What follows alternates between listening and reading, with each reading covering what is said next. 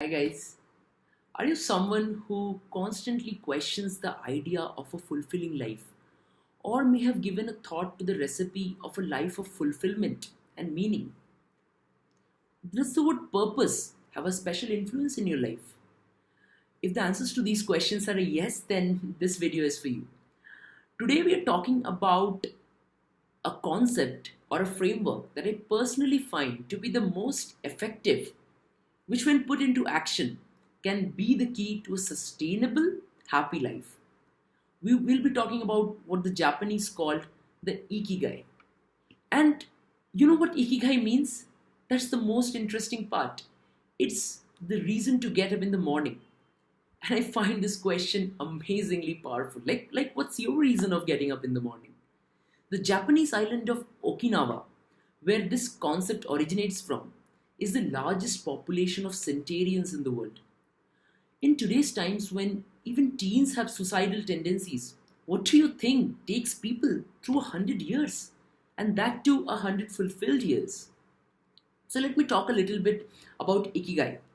Ikigai is basically a Venn diagram of values. Remember the good old Venn diagram from high school? Ikigai is basically that, but we are dealing with our values here. We have four intersecting circles, and at the intersection of all of these four circles lies your Ikigai, or as you call, your purpose. Now, this is where it gets interesting. Everyone talks about passion. Hands down, you find 100 books on passion. But the basic flaw with passion is that it's not an actionable word. Passion is a passive word, and therefore you need something that's more robust than this. Let's start. The first circle in Ikigai is about what you love, and this part specifically pertains to your passion. Now, how do you find it? The way is to revisit your memories. Label the experiences that have been a constant part of your life. We have all been people of flesh and bone, and we have had our ups and downs in life. What activity remained as a constant through all of these years that upheaval has taken place? You have been through something that has changed you as a person, but something that you find has remained a constant. That may be a very good signal of something that you are really passionate about.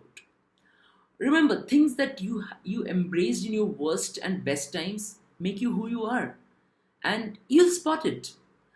It took Anna Mary Moses 78 years to understand that she wanted to be an artist. Yes, you heard it right. It's 78 years. And our beloved grandma Moses was a revered artist after that. She wrote her autobiography at the age of 92, where she talked about her father's encouragement of pursuing her childhood dream of painting. What was she doing all of these years? At the age of 14, she had her childhood dream. She pursued it at 78. So, what do you think gave her the energy? So, that is the thing about passion. Once you find it, you are reborn in a way. Every moment after that starts to make sense because you're doing things that matter to you. And you were put on this good old planet to do that. And when your mental energy becomes the driver, then your physical limitations don't matter anymore. The second circle is what you are good at.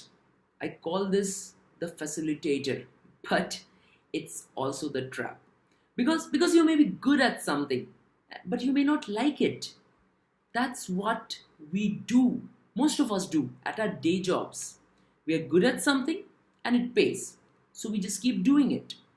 This is the very reason that it is important to discover what you love before questioning what you're good at. Not the other way around. Because I have heard people who say, I really love this, say music or writing, but I'll never be as good as the best people in the field. But when you're convinced about what you love, you develop what psychologists call a growth mentality, which is basically a willingness to learn every skill that you have to in order to excel at what you love. Let's say I want to be an impactful speaker, but I'm an introvert.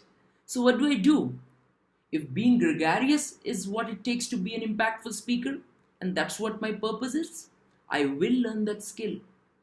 If it takes me to develop connections and a network that is important for facilitating this skill, I'll do that too. Simply anything.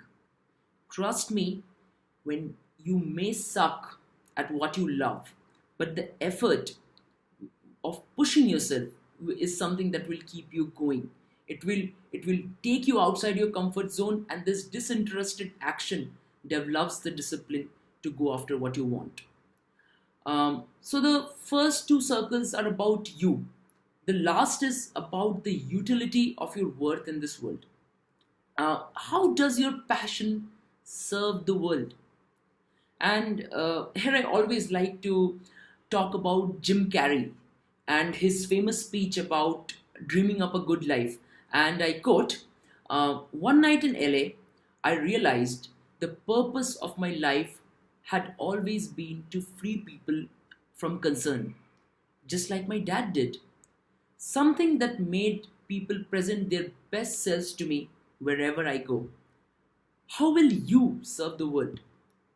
What do they need that your talent can provide? That's all you have to answer. I can tell you from experience that the effect you have on others is the most valuable currency there is. You can actually fail at what you don't want, so you might as well take a chance on what you love. Unquote. And let's talk about the last piece. And this is about monetizing your passion. How can your talent pay your bills? Don't you think that's an important question? It definitely is. And this may sound as the most difficult part as well. But that's only true because you want to answer this question before answering the first three. The ideal way is to figure them out first.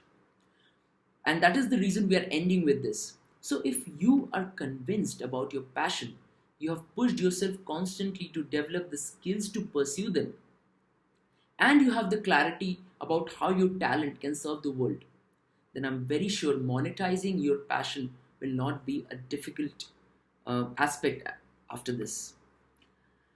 And the intersection of all this is your Ikigai. As I said, that is where you realize your passion, not your passion, sorry, your purpose and your legacy. So what's your Ikigai? Or let's to start small, you can first define what these four circles mean to you and what are the values that you place in them, and then you can find your intersection. So start thinking about loosely superimposing this framework in your life and let me know about how is it going for you. If this video even helps someone take them a little bit closer to realizing their dreams, then my work here is done. So I'm very happy to make this. This is my first video. See you guys again. Thanks.